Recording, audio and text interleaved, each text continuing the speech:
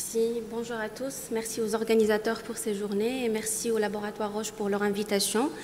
Donc aujourd'hui, je vais parler du traitement précoce avec ocrelizumab dans la sclérose en plaques, avec une brève introduction à Inspring dans la NMOSD, donc rapidement mes conflits d'intérêts.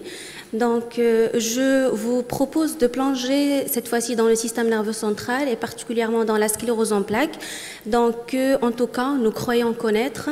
Donc vous connaissez tous ce schéma illustrant l'histoire naturelle de la sclérose en plaques, qui finalement une pathologie très silencieuse, cumulant des phénomènes inflammatoires et démininisants qui arrivent à des crises ou bien des poussées, des applications cliniques. Et ces phénomènes inflammatoires et démininisants, ils vont être associés précocement à des dégâts tissulaires et une perte axonale très importante qui va évoluer dans le temps petit à petit jusqu'à avoir une progression avec un handicap aussi cognitif que physique par rapport à cette pathologie.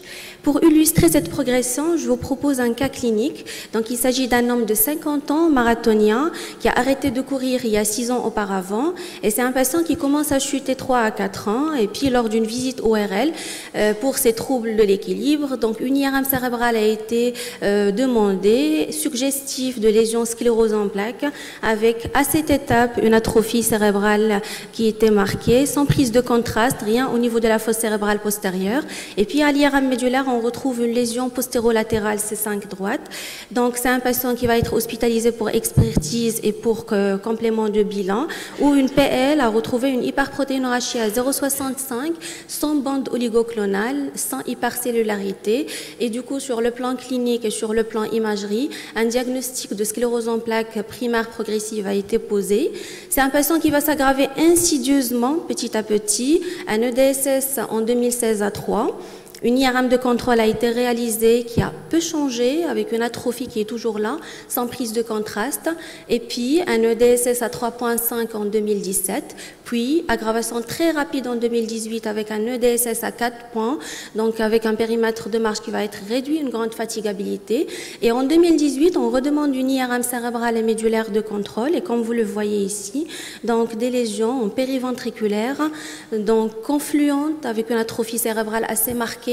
Comme vous le voyez, donc en IRM médulaire, un chapelet de lésions médulaires et puis cette prise de contraste.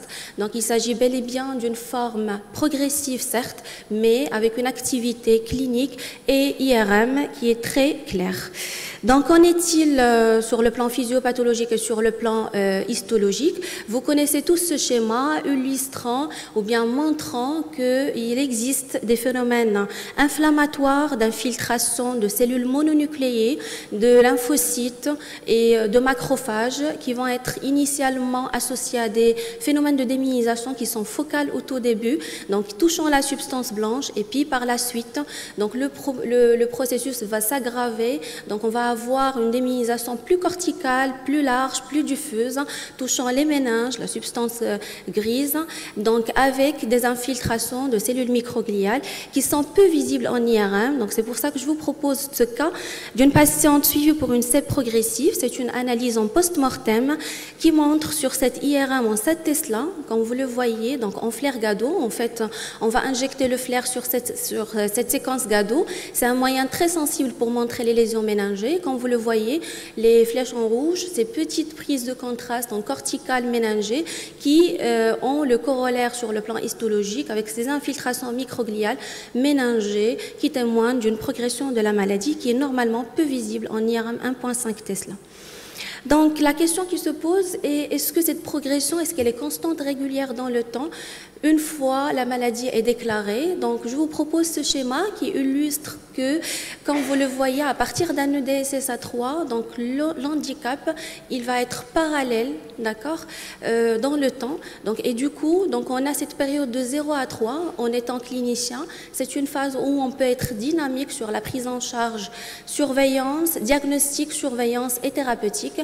et du coup, on va pouvoir prolonger ce temps pour arriver à un EDSS-A3 avec des traitements de haute efficacité et le contrôle actif de la pathologie en cette période inflammatoire, elle va reculer la progression du handicap et du coup, donc actuellement, on va parler du NEDA, la notion du NEDA, le Non-Evidence of Disease Activity.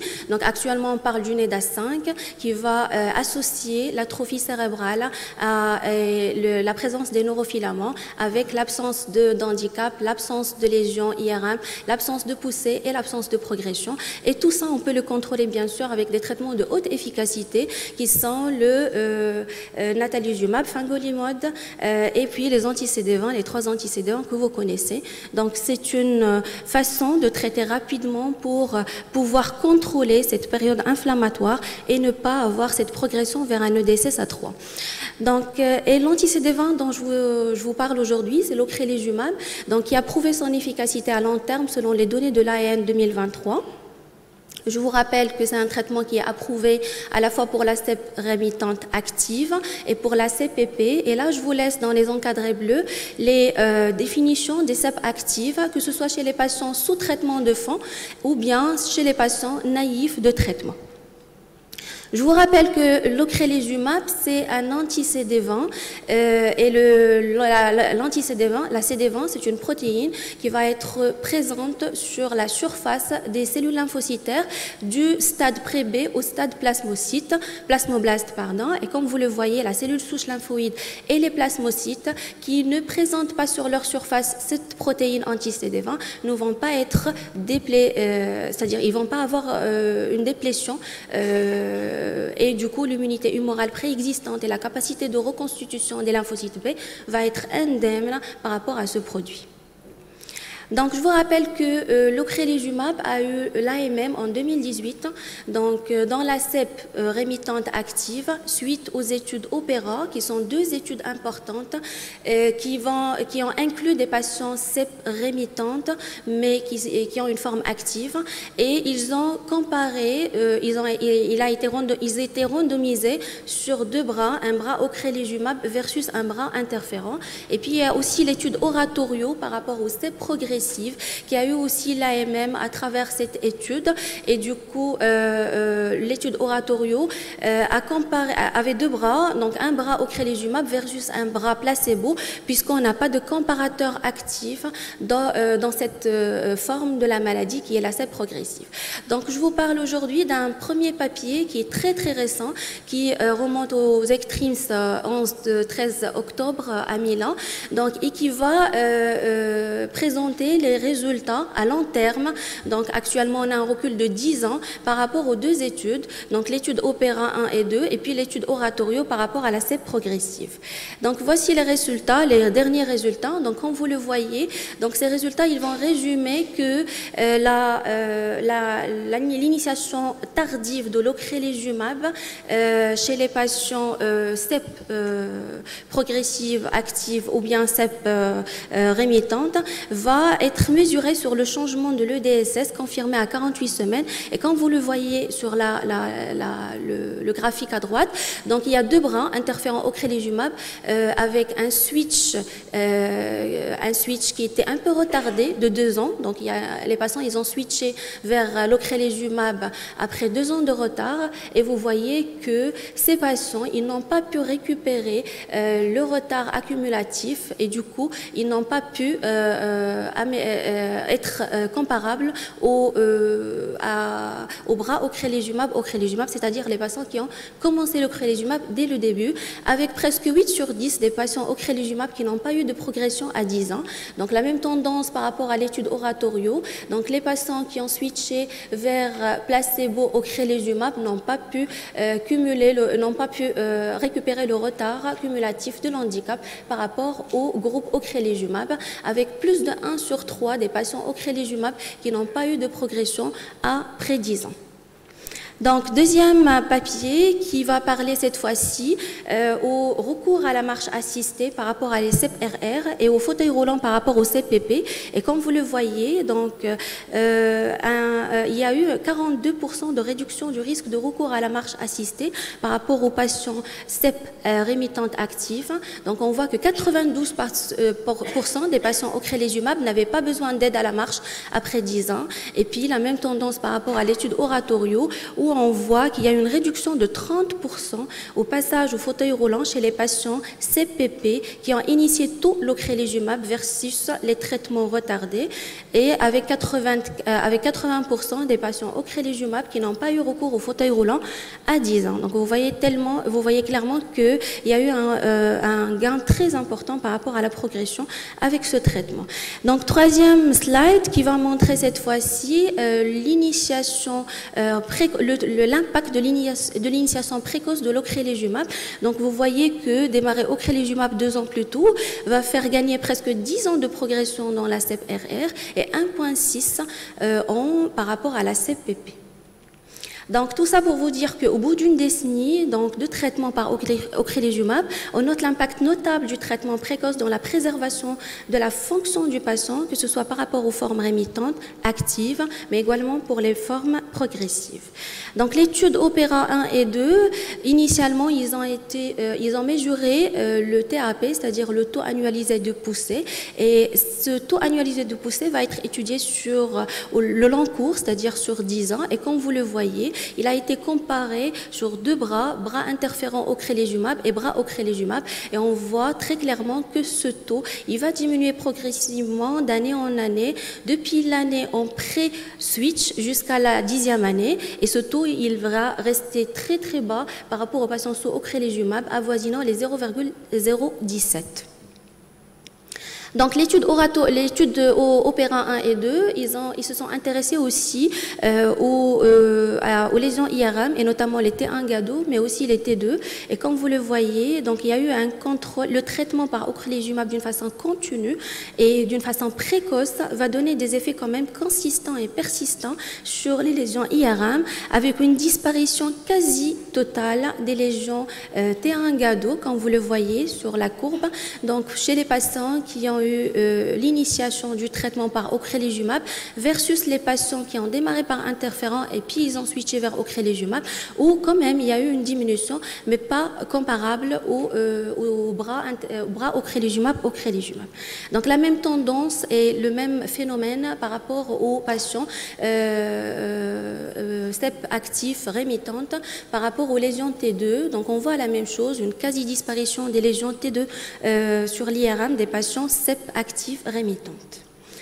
Donc, bien sûr, parler de l'obstétrique et de l'information qu'on va délivrer à nos patientes qui vont désirer des grossesses ou bien une conception, c'est très important actuellement. Pourquoi? Parce que généralement, c'est des formes actives chez des personnes jeunes, avec un pic généralement à 30 ans, et c'est des patients généralement qui désirent des grossesses. Et puis, il faut savoir qu'avec l'ocrelizumab, il y a eu 62% d'augmentation du nombre des patientes qui ont eu des grossesses depuis l'année 2022 à l'année 2023. Et là, c'est le dernier papier concernant les résultats sur la conception in utero et aussi sur les nourrissons et les nouveau-nés. Donc, je rappelle que l'ocrelizumab, il est contre-indiqué chez la femme enceinte, mais il est possible en préconceptionnel avec un délai de 2 mois. Il est aussi possible, l'allaitement est aussi possible par rapport à ce produit. Donc, je vous montre que l'ocrelizumab ou bien l'exposition à l'ocrelizumab in utero n'a pas augmenté le nombre des effets secondaires, que ce soit par rapport aux femmes enceintes, au cours de l'accouchement ou bien après chez les nourrissons et les enfants. Et comme vous le voyez, la plupart des grossesses, ils ont abouti à des naissances vivantes, donc presque 83%. La plupart des naissances vivantes, ils étaient à terme, presque 61%. Et comme vous le voyez, une faible proportion d'avortements spontanés qui s'est produite dans le groupe exposé par rapport au groupe non exposé. Bien sûr, les études, ils continuent par rapport à ce produit. Donc, actuellement, donc, il y a une collecte de données, une collecte de patients qui continue, que ce soit par rapport dans les investigations, bien dans les engagements post-marketing du produit. Et puis, il y a eu 2 études prospectives actuellement qui sont en phase 4, qui vont étudier ou bien qui étudient et qui examinent le taux des lymphocytes B chez les enfants, les nourrissons, et puis aussi la pharmacocinétique de ce produit dans le placenta et aussi dans le LCR. Rapidement, un petit mot sur notre expérience du service à l'hôpital Cheikh Khalifa, chapeauté par notre cher maître professeur Ouhabi. Donc, on a eu une série de 15 patients avec une durée moyenne de CEP de 8 ans. Donc, l'âge moyen était de 46 ans avec un sexe ratio de 1,14.